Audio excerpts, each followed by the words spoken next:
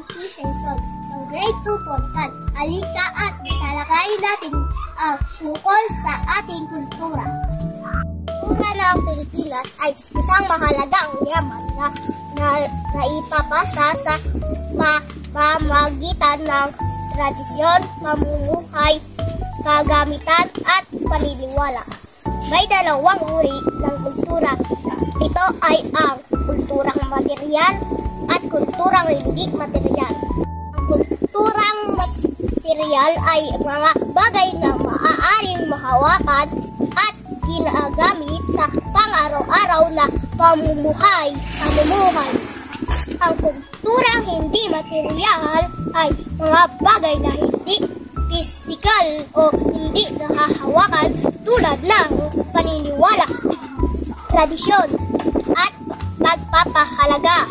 O ay magpapakita ng ilang halimbawa ng kulturang material na makikita sa aming tahanan.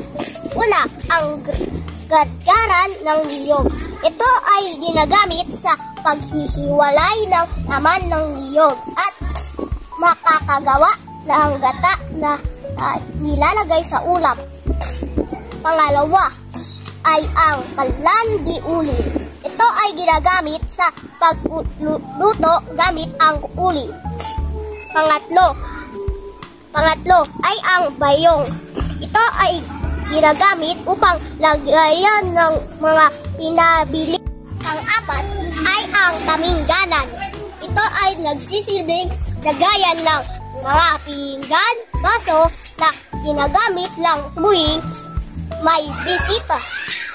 Panglima ay ang barong Tagalog. Ito ay kasuotang panglalaki. Makikilala kang isang Pilipino kapag ito ay suot mo. Ang mga susunod naman ay pagpapakita ng ilang halimbawa ng kulturang hindi material na ginagawa pa rin hanggang ngayon. Pagmamano. Pagpapakita ng respeto sa mga nakakatanda. Pagdadasal bago kumain.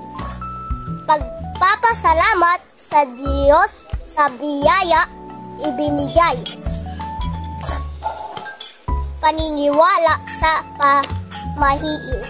Bawal magwalis sa gabi dahil labas ang swerte. Pagluto ng adobo. Pagkain luto sa manok at toyo. Gamit ng po at opo. Ginagamit sa paggalang sa mga nakakatanda. Maraming salamat sa panonood. Here. Ano po? Naghugas ka na ba ng pinggan? Apa. Okay. I love you.